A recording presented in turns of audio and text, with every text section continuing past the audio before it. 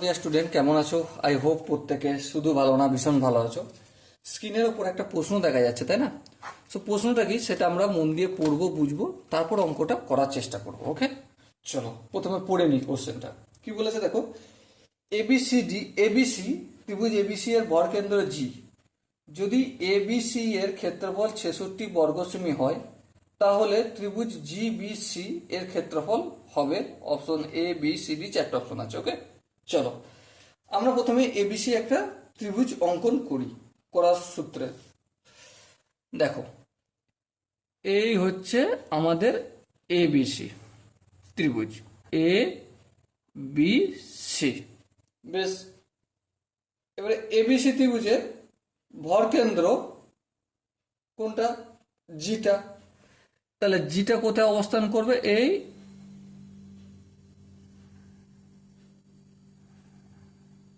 এই জায়গায় অবস্থান করবে জিটা। বেশ, জিটা অবস্থান করলো।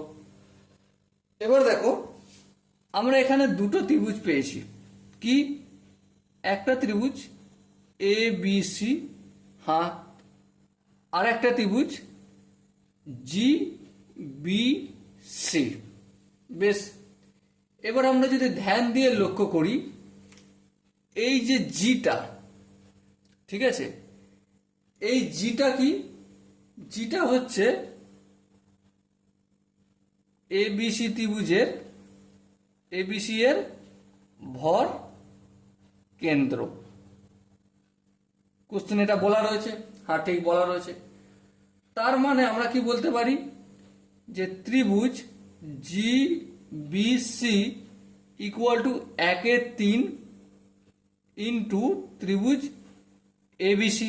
হ্যাঁ ঠিক, তার মানে 1/3 ইন্টু ত্রিভুজ এবিসি এর ক্ষেত্রফল কত?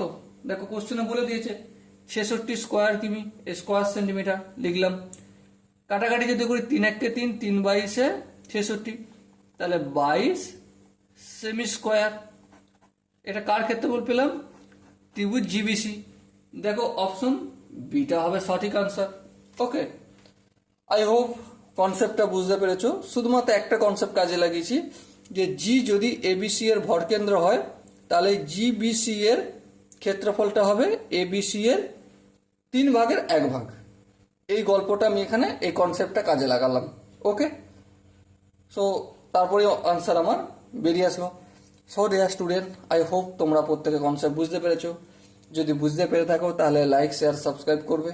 আর যদি বুঝতে না পেরে থাকো, কোন জায়গাটা বুঝতে অসুবিধা রয়েছে তার জন্য কমেন্টে জানাও। সাপোজ মনে হচ্ছে যে এই সম্পর্ক যে আমি লিখলাম, এই সম্পর্কটা প্রুফ দরকার, তাহলেও কমেন্টে লিখে পাঠাও যে হ্যাঁ, এই যে ভরকেন্দ্রের সঙ্গে পুরো ত্রিভুজের যে একটা সম্পর্ক বললে, এটার প্রুফ আমাকে একটু ভিডিও আনো, এই প্রুফটা।